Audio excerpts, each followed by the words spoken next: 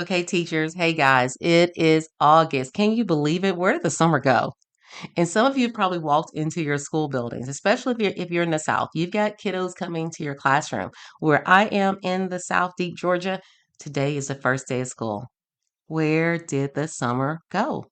Guys, the energy is completely different in the school buildings than it was in May.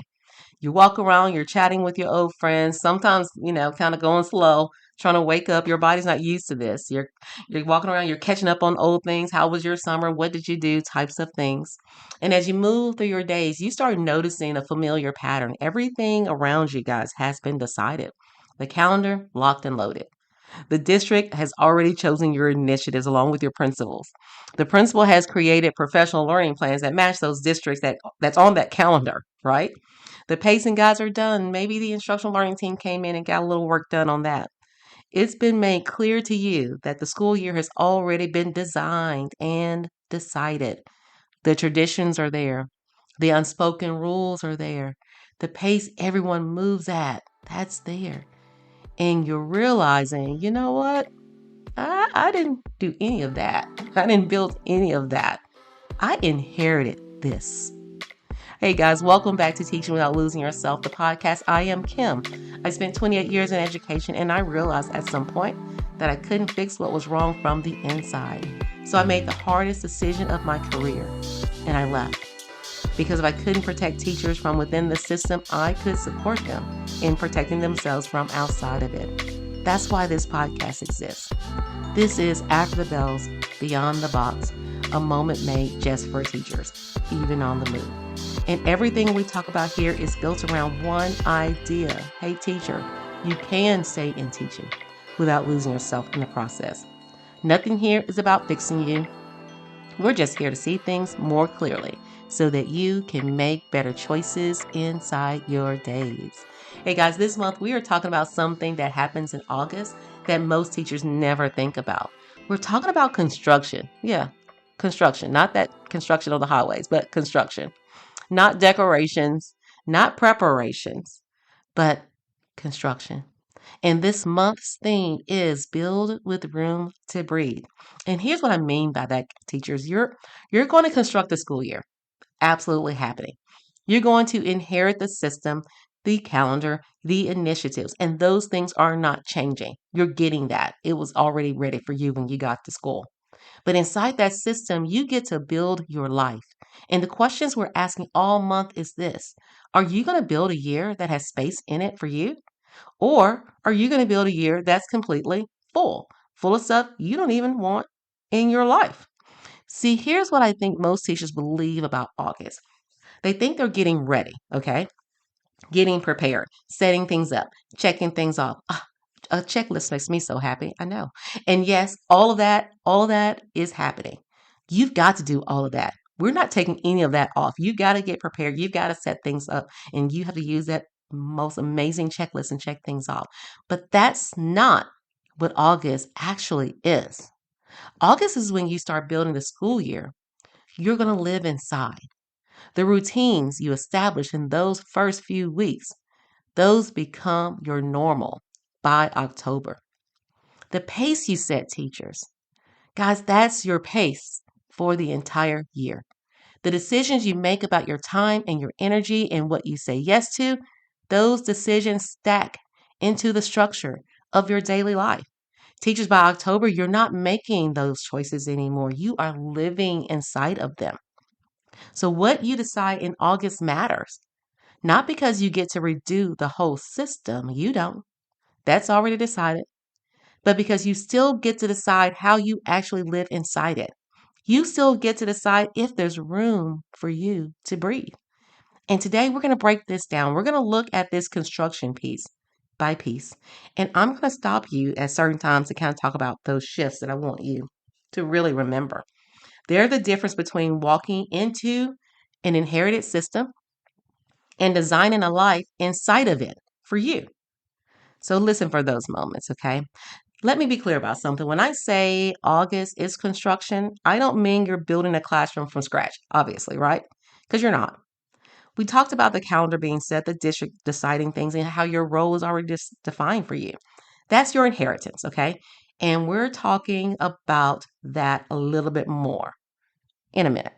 But here's what's happening while you're doing all that August stuff. While you're setting up bulletin boards and writing lesson plans and going to meetings and learning about the new initiatives and our favorite part, because, teachers love supplies, organizing our beautiful supplies. Here's what's actually happening underneath all of that. You, teacher, you're establishing the routines that are going to be your normal. And you're determining whether or not those routines are going to leave room for you or they're going to fill every space. You're communicating expectations to yourself. Teachers, you are used to setting expectations for your students about the year all year long. You're used to that. That's your job.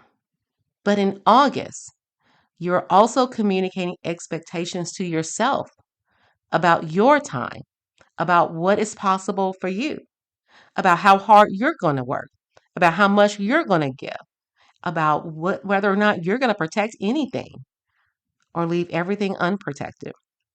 Teachers, you're creating habits in those first few weeks that will still be there in May. You're deciding what you're going to say yes to and what you'll protect. You're setting a pace for your entire year. And guys, all of that together, those small decisions, those routines, that pace, they become the structure of your daily life. So, guys, by October, you're not thinking about those choices anymore. You're living inside of them, inside the room you built for yourself, or inside a year that's completely full, one of them. So I want you, as part of this shift, to see that stop looking at August as a preparation time, guys. I want you to start seeing August really as construction. August is where you're constructing your normal, your routines, your rituals for your entire school year. And yes, I'm going to repeat it. I'm not talking about for your students. I'm talking about for you. Okay. So when I think about teachers in August, this is what I notice. Teachers think of things in August as being big things and big decision makings that shape everything. Teachers think the big decisions that they make in that month will really shape their year. Okay. And the curriculum choice they make, the classroom setup they make, the way they organize the day. And maybe, some of that really does matter. But honestly, guys, it's so strange. It's usually the small decisions that really build your reality. So yeah, that curriculum choice is important and the classroom setup is important. How you organize your day is important. But those small decisions, they really do the work behind the scenes. Think about the decisions you make in August without even thinking about them. The small choices that just kind of happen, like I'll answer emails after dinner every night, or I'm going to start staying every day, 1 or 2 more hours, or I'm going to take this committee, or I'm going to make one more thing, or I'll just handle this all by myself. I don't need any help. Any one of those doesn't feel like much. It doesn't feel like a big deal. But add them all together. Let them happen day after day, week after week, year after year. And they become the framework that you work in. This is how you build your framework for the year. They become how you move through your days, how you spend your energy. And oh my goodness, they become what's left over of you at the end, for you at the end. Teachers, you're designing your normal for the entire school year, one seemingly innocent decision at a time. Okay? I want you to understand something really important. The small decisions you repeat, they become habits. Those habits become your routine, and your routine becomes your life. So the real question is, does your routine that you've just created or that you create leave room for you? Or does it consume everything? So, what you decide in August, how are you going to work? How are you going to move through your day? What you're going to say yes to? What you're going to protect? All those small decisions in August are actually building the entire year, all the way to those little babies walk out that door and you wave at their bus. And it also decides if there's going to be any space for you in it. So the shift here, guys, is you're not making decisions. This is not just one decision at a time kind of stuff. You're designing your normal. You're saying this is what my normal is going to be with every small decision. And what I notice about the beginning of school years is that professional development in August, guys, we talk a lot about building classroom culture. There's a lot of conversations about building relationships with your students, creating a space where kids feel safe. And you know, like I know, that that's all important. I'm not going to say that it's not. But here's what no one asks you. And I want you to think about these things. What kind of life are you building? Not what kind of classroom are you building, but what kind of life? What do you want your evenings to look like? What about your weekends? What kind of energy do you want to have when you walk in your front door at dinner time? What kind of relationships do you want to protect? What kind of teacher do you want to be in October? Your classroom is only one part of what you're constructing in August. You're also building a version of yourself, a teacher who has to live through this year, a version of you that either has breathing room or a version of you that doesn't. A version of you, teacher, that has boundaries or a version of you that doesn't. One that has energy left over or one who is always running on empty. This matters. Not because your classroom doesn't matter, but because a classroom benefits, guys, from a teacher who has room to breathe. A classroom built by someone who's still standing, who's still thinking. A classroom built by someone who's still present. So the shift here, guys, is a classroom isn't the only thing under construction in August. So are you. I want to tell you something that might sound simple, but it changes everything in August. Before you build anything, teachers, you need a blueprint, right? I mean, that's how that works. We get ready to build something, there's a blueprint. There's something saying how that's going to be done. No one builds a house by starting with the decor. Okay, they don't buy pictures for walls before they pour the foundation. They start with a blueprint, a plan, a picture of what they're trying to actually create. Teachers, well, we do the opposite. You walk in August and you just start feeling. You feel the calendar. You feel your to do list. You feel every space because guess what? It is there. There's space there. Let me fill it. And by the time you step back, your year is completely full and you're not sure how in the world it happened. Here's what I want you to do differently in August. This is your moment. You're planning for the year, okay? So before you feel everything, before you say yes to everything, before you build all your systems and routines, slow down. I want you to build a blueprint first, a picture of what you're trying to create. I'm not talking about that perfect classroom. I'm talking about a sustainable year, a picture of what you want to create. How is your school year going to be sustainable? A year that has room to breathe, a year where you're included in the design from the very beginning, a year built with space, not just stuff. That's what August is for. Not just filling the spaces, but deciding, guys, what actually matters, what you want to protect. I can't say that enough. What you want to protect, what kind of year you're building, one with room for you to exist in. And guys, that matters. So the shift here is don't start with your classroom, guys. Don't buy decor for walls that don't exist. Don't choose lighting packages for ceilings that haven't been built yet. Start with your blueprint. The blueprint that you create that starts with you. And I want to know, I want you to know something, kind of on the personal side that I've had to learn this myself the hard way. I've been in this 28 years. I can't count how many schools I've been at, new schools, new districts. But once I was at a new school, and when you're new, you inherit everything, not just the calendar that the school has, both the culture, the way things get done, the invisible rules, all the traditions that everyone acts like they're like written in stone or something. We always do it this way, and here we do it that way, and this is the way it's always been done. Kim, the last person in your role handled it like this. You inherit all that. When you're new, all of that hits a little different for you, okay? You're new. It feels like fact, and it felt like that for me. Like there's no other option. Like I'm walking into someone else's school year and I just have to live inside of it exactly as it was. And I remember thinking, okay, no, this is the school. This is how how the school works. Got it. This is my role. Got it. I just need to figure out how to fit into this. But somewhere in those first few weeks of August, I started realizing something. I had inherited the structure of the school. I got that. Yes, the system was set, but I hadn't inherited the belief that I had no authority to decide how Kim was going to move through it. Okay. There was a culture there of, we're going to stay late. I had never seen that before, but there was kind of a culture of we stay late. That's just what we do here. You finish your work, you stay until it's all done. And anyone who knows me knows that's not my goal. It's not what I do. And it still wasn't at that point either. That's not how I wanted to live. So I started working differently. I didn't fight the system. I just worked within it differently. And I figured out how to get everything I needed to get done.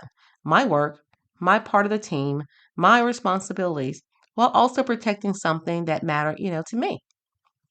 So what mattered to me and what has mattered to me for several years now is Friday evening through Sunday. It's kind of a time for me, my protected time. It's at least Friday evening until Sunday at 5 p.m. Okay, in case there's something you need to share. And for me, that means zero contact with anyone at school, at least about school stuff. That was mine.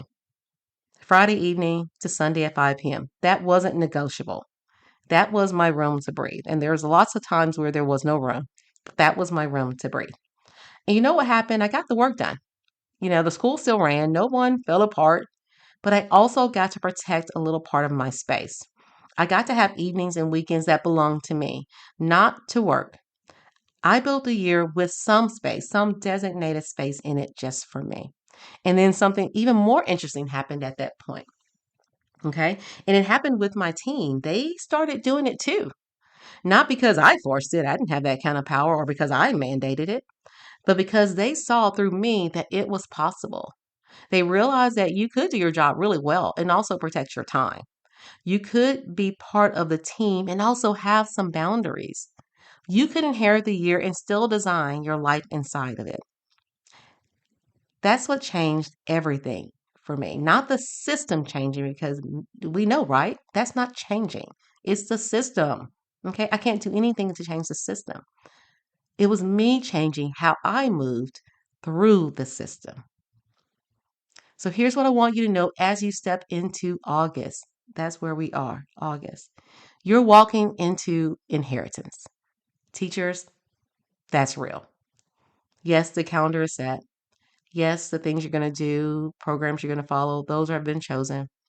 Yes, we have always done it this way. We've always done it that way. Those statements are there ready to rock and roll. That's not something you're building. That's just something you're inheriting. Okay. But you're not just stepping into someone else's year and living it exactly as it's been lived before. Okay. You're building your life inside that year. And this month is about building with room to breathe. Every small decision you make in August about your time, your energy, your pace, what you say yes to, what you protect, those decisions are constructing whether there's space for you or whether the year consumes everything. I'm going to say it again. Think back to May. Teachers, this matters. August matters. So the question for this month isn't how do I fit into the inherited system? That's not the right question. The real question is what kind of life do I want to build inside this inherited system? What kind of person do I want to be by the end of this year inside this inherited system? And is there room for me to breathe inside this inherited system? And if there isn't, how do I get it? Those guys are blueprint questions. Those are the ones worth asking before you let your calendar get completely full, before August is over and you're living inside decisions you didn't even know you were making. This month, we're talking about building, real building, the kind where you're not just inheriting a system, but designing a life inside of it with room to breathe for you. So, things I want you to remember about today and what you heard today. First, stop seeing August as preparation, start seeing August as constructing. You're constructing your normal, your routines, your rituals, not for the students. I'm not talking about them, but for you. That's how you build a school year for you. From there, I want you to remember you're not just making decisions. You're designing your normal one seemingly innocent decision at a time. Teachers, every small choice either creates space or fills it. Every one of them either creates space or fills it. Every time you make one, ask which one it's doing. Also, remember the classroom isn't the only thing under construction. You are too. And a teacher with room to breathe builds a different kind of classroom. And finally, teachers, don't start with the classroom. Start with your blueprint. Start with you. That blueprint that starts with you. That's your foundation for a year with room to breathe. And when you know who you want to be, when you've got your blueprint, when you also, you decide when you're going to be available, when you're not going to be available, all the stress, the overwhelm, the rush, that won't be a part of your world because you will make it clear that you're unavailable for that, and you will put things and rules and things around that so that you're not as available for that as you've been in the past years. Guys, the stress that doesn't belong in a sustainable year, we don't need it. Build a blueprint that goes against stress. Will there be a stressless year? No, there won't. It's teaching. Not going to happen. Could there be less stress? Absolutely. You can build things around it to make it less stressful. These shifts, guys, they all matter. They all point to the same thing. Building August in a way that leaves room for you. Hold on to these shifts because next week, guys, we're going to talk about what belongs in your foundation and what doesn't. What you intentionally choose not to build. Because inheritance is real. So is your authority to design your life inside the space that you create. So until then, guys, give yourself the same care you give everyone else.